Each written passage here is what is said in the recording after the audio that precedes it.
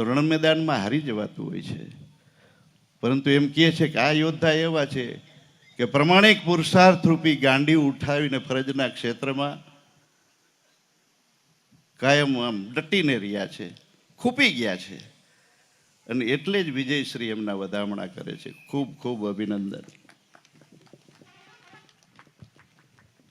ખૂબ ખૂબ આભાર સાહેબ. અન્ય કાર્યક્રમમાં જવાનું હોવાથી આપણી વચ્ચે વિદાય દઈ રહ્યા છીએ. ફરી એકવાર તાળીઓના ગડગડાટ સાથે આપણે સાહેબનો ખૂબ ખૂબ આભાર માનીએ છીએ. અને હવે જેમના શબ્દ પુષ્પો આપણે સાંભળવા છે એવા યુવા નેતા શ્રી જયેશભાઈ રાદડિયાને વિનંતી કરવી છે. પહેલાં એમના માટે બે શબ્દો ચોક્કસ કહીશ કે કોઈના રસ્તા પર શું ચાલવું, ખુદનો રસ્તો ખુદ બનીએ, ભલે ને ફેલાયો હોય ચોમેર અંધકાર, ખુદનો સૂરજ ખુદ બનીએ. ખરેખર જેમણે ખુદના સૂરજ બની અને પોતાના રસ્તા કંડાર્યા છે અને સાવજ સંતાન જેમને આપણે કહીએ છીએ એવા આદરણીય શ્રી જયેશભાઈ રાદડિયાને નમ્ર પ્રાર્થના કરીશ, આવો અને શબ્દ પુષ્પોથી આપ દિલીપભાઈ સંઘાણી અને સર્વે આમંત્રિત મહેમાનને બતાવશો. આદરણીય શ્રી જયેશભાઈ રાદડિયા.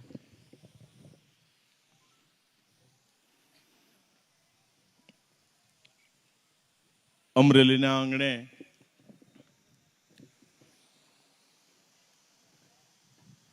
આજનો સન્માન સમારંભ કાર્યક્રમ અને આ કાર્યક્રમમાં આપણી સૌની વચ્ચે ઉપસ્થિત આપણા સૌના વડીલ,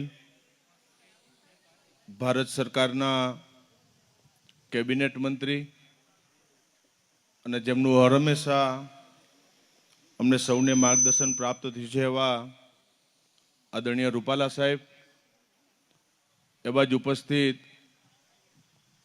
રાજ્યના પૂર્વ નાયબ મુખ્યમંત્રી કે જેમની સાથે સરકારમાં મેં કામ કર્યું છે અને ખૂબ એમનું માર્ગદર્શન પ્રાપ્ત થયું છે એવા આદરણીય નીતિનભાઈ પટેલ સાહેબ, જેમના સન્માન કાર્યક્રમમાં આપણે સૌ મળ્યા છીએ એવા અમરેલી જિલ્લાનું ગૌરવ અને ગઈકાલે જ ઇફકોના નવા ચેરમેન તરીકે જેમની વરણી થઈ છે એવા આદરણીય દિલીપભાઈ સંઘાણી સાહેબ, આ વિસ્તારના સાંસદ આદરણીય નારણભાઈ, જેમને આ સમગ્ર કાર્યક્રમનું આયોજન કર્યું છે એવા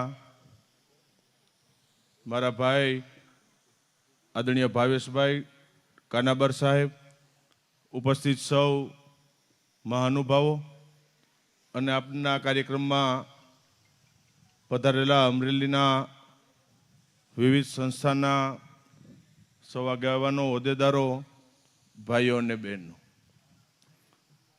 તો સૌપ્રથમ તો આજનો કાર્યક્રમ જેમના માટે આયોજન થયું છે એવા જિલ્લાનું ગૌરવ, રાજનીતિની વાત હોય, સહકારી ક્ષેત્ર હોય કે સામાજિક રીતે,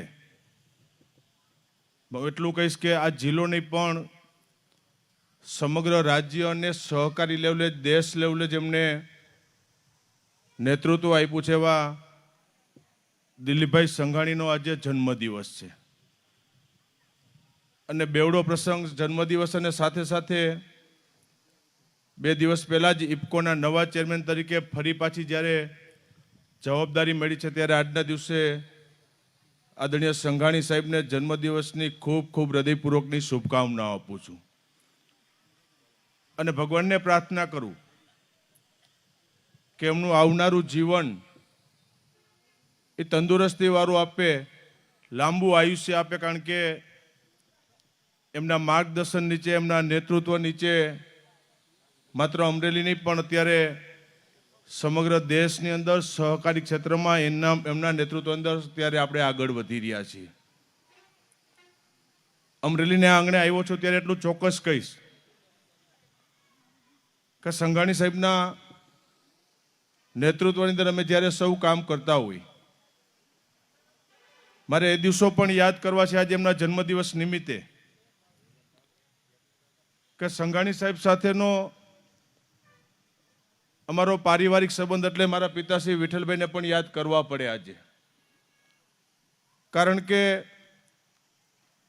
એમના સમયથી એક પરિવારનો સંબંધ કાયમી માટે જળવાઈ રહ્યો છે ને એ પરિવારના સંબંધને નાતે આજે અમરેલીના કાર્યક્રમની અંદર અનેક કાર્યક્રમ હતા છતાં પણ સહભાગી થવાનો આજે મને અવસર પ્રાપ્ત થયો છે. સંઘાણી સાહેબ માટે હું ગૌરવ લઈશ કે હર મુશ્કેલીની અંદર હરેક જગ્યા ઉપર ભલે આજે એક વિઠ્ઠલભાઈની છત્રછાયા નથી પણ એક બાપ તરીકેનો સંબંધ નિભાવી અને જ્યાં જરૂર પડી ત્યાં મને કાયમી સાથ અને સહકાર કાયમી આપ્યો છે. મારો જામકરણાનો એક પણ કાર્યક્રમ એવો નહીં હોય. મારી રાજકોટ જિલ્લા સહકારી બેંકની સાધારણ સભા હોય, જામકરણાના આંગણે મેં જેટલા સમૂહ લગ્નના કાર્યક્રમ કર્યા અને એક પણ કાર્યક્રમ એવો નહીં જ્યાં દિલીપભાઈ સંઘાણીની હાજરી મારા કાર્યક્રમની નહીં હોય. એટલું હૂફ અને માર્ગદર્શન આદરણીય સંઘાણી સાહેબે મને આપ્યું છે. હમણાં 2 દિવસ પહેલાની જે ઘટનાઓ બની અને ત્યારે એ ઘટનાની અંદર સંઘાણી સાહેબે મજબૂત રીતે મારી સાથે ઊભા રહી અને વટભેર આ ઇફકોની અંદર પહોંચાડવામાં પણ સંઘાણી સાહેબે ખૂબ મદદ કરી છે. એમનું પણ ઋણ ક્યારેય હું ભૂલી શકું એમ નથી. આ એ જિલ્લાનું ગૌરવ છે કે જેનું એક વખત હાથ પકડે પછી હાથ મૂકતા નથી. દિલીપભાઈએ સાબિત કરી બતાવ્યું છે. અને હું તો ત્યાં સુધી કહીશ, અમે રસ્તામાં આવતા હતા ભાવેશભાઈ વાત કર્યું કે ભાઈ મનીષનું ધ્યાન રાખે છે ને એનાથી વિશેષ એને મારું ધ્યાન રાખ્યું છે. એ મારા માટે ગૌરવની વાત છે. અને એટલે આજના જન્મદિવસ નિમિત્તે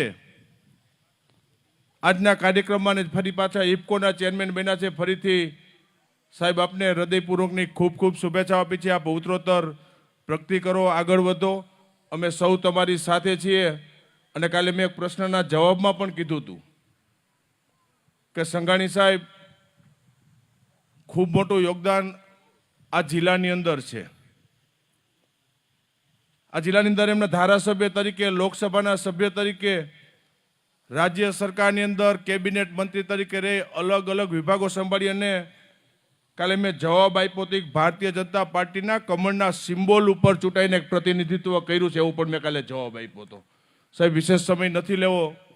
ફરીથી આપને હૃદયપૂર્વકની ખૂબ ખૂબ શુભેચ્છા પાઠવી છે. આપના નેતૃત્વમાં સહકારી ક્ષેત્રનું માળખું, રાજકીય વાત હોય કે સામાજિક વાત, અમે તમારી સાથે છીએ. તમે આગળ વધો ને આવનારા દિવસોની અંદર મજબૂત રીતે આપણે ખેડૂતોના કામ કરી શકીએ એટલી જ વિનંતી સાથે ફરીથી આપ સૌને ખૂબ ખૂબ શુભેચ્છા. અને આજે આયોજકો ભાવેશભાઈથી લઈ એમને પણ શુભેચ્છા આપી અને મારી વાત પૂરી કરું છું. સૌનો ખૂબ ખૂબ આભાર. ધન્યવાદ. જય હો જયેશભાઈ, ધન્યવાદ. ત્યારબાદ હું વિનંતી કરું પૂર્વ નાયબ મુખ્યમંત્રી શ્રી નીતિનભાઈ પટેલ સાહેબને એમના પ્રાસંગિક ઉદ્બોધન સાથે. પૂર્વ નાયબ મુખ્યમંત્રી શ્રી નીતિનભાઈ પટેલ.